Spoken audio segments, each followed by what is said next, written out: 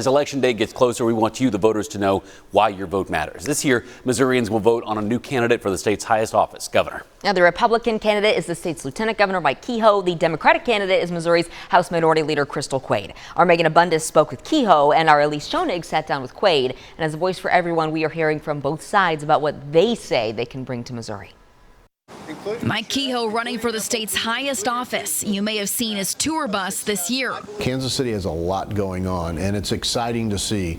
It's a vibrant town that we see a lot of opportunities for people who are coming here. He says he'll reinforce that opportunity by leaning on his experience as a small business owner when it comes to building up Missouri's economy. I don't believe government should create jobs.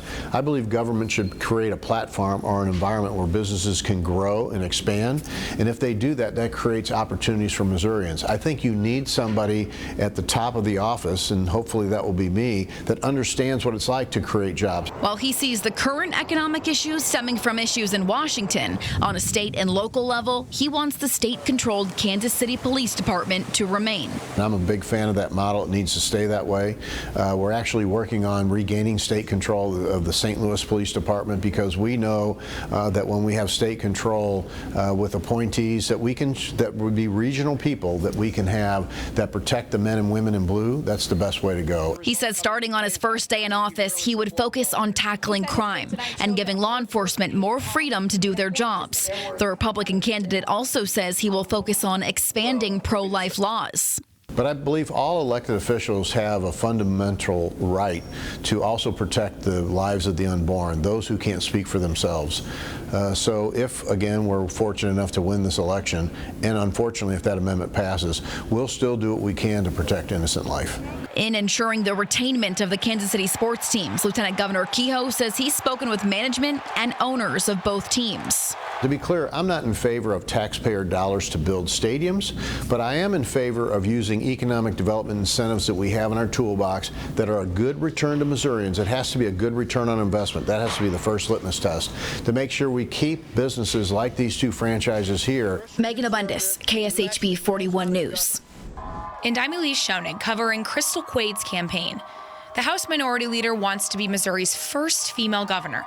One of her top priorities is central to many women: abortion rights. This is a deeply personal one. You know, I am a mom. I know what it's like to go through traumatic childbirth, and I am a survivor of abuse myself. It's why she wants voters to read and understand the language of the abortion issue. Amendment 3 on the ballot. It gets politicians out of our doctors' offices. It allows women to have not only access to abortion care, but protects things like IVF and birth control. As for public safety, with Kansas City being the only major city in the country that doesn't control its police department, Quade wants to restore local control of police and tighten gun restrictions. The number one thing that we're hearing about is juveniles having access to weapons, and law enforcement getting involved, obtaining that weapon from them and having to turn around and hand it right back to mom and dad because of the way that our laws are currently set. Much of her campaign is also centered on education and jobs.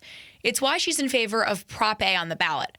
Among other changes, it increases minimum wage to $15 an hour by 2026. So many of our Missourians do not work in places where there is earned sick leave. Proposition A will guarantee that for hours worked, that folks will bank earned sick leave, which is huge for truly transformative change for people's lives. And for an issue near and dear to Kansas Cityans.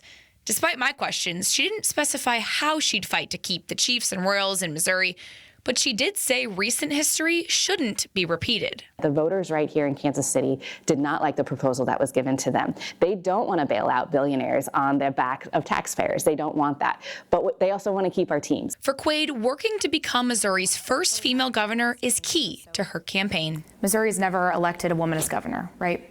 What would you bring to office that a man has not? I'm a firm believer that when you have differing opinions and differing life experiences, you're going to come up with better policy solutions. Elise Schoenig, KSHB 41 News.